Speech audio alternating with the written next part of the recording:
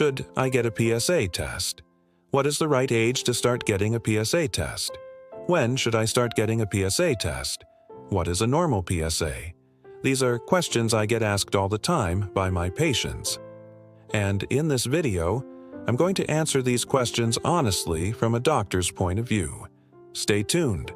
I'm an internal medicine doctor who has been taking care of patients for many years. I take great joy in helping people make sense of their health, especially when it comes to getting older and issues related to aging. If you find value in the information I share, please do me a favor and click the like button. It helps spread the word about this channel and helps other people find this video. So let's talk about PSA testing. What is a PSA test? PSA stands for Prostate-Specific Antigen. It's a blood test that we use as a screening tool to look for the presence of prostate cancer. How does it work? The way it works is that if there is prostate cancer, usually there's an elevation of the PSA. And so what we use this test to do is if someone's at risk for prostate cancer, we may order the test to look for the presence of cancer. What is a normal PSA? Well, there's no absolute normal. There is a number that your doctor will tell you what is in the normal range. But in general, less than 4 is considered normal. Between 4 and 10, we start having some intermediate risk factors. So between 4 and 10, it could be normal, but we might want to do some more tests to look for the presence of cancer. And then over 10, we definitely start being suspicious for cancer, and we want to do a biopsy to look for the presence of cancer. So when should you start getting your PSA checked? This is an interesting question because there is no right answer.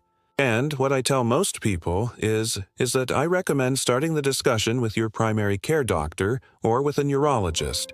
So you can say, hey, I'm thinking about getting a PSA test. Is this something appropriate for me? Is there a reason I shouldn't do it? So you have a conversation with your doctor about the risks and benefits of the test and decide together on whether it makes sense.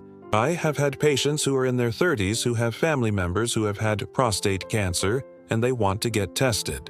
And I have had patients in their 80s who don't want to get tested because they say, listen, if I have cancer, I don't want to know.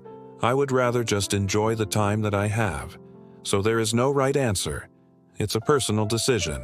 But here are the things that you can discuss with your doctor that may help guide you in the right direction.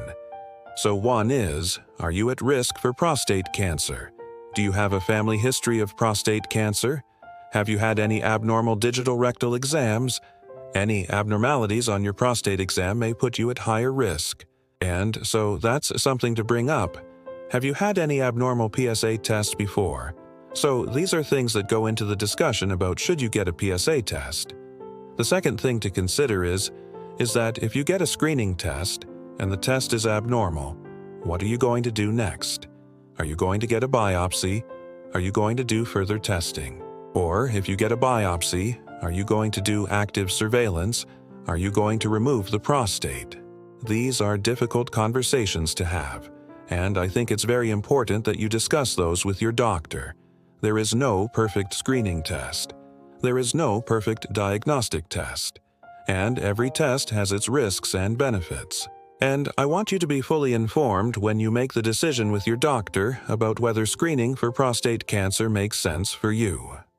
If you enjoyed this video, you may want to check out another video I did about prostate cancer and what to expect at a prostate cancer diagnosis. Take care,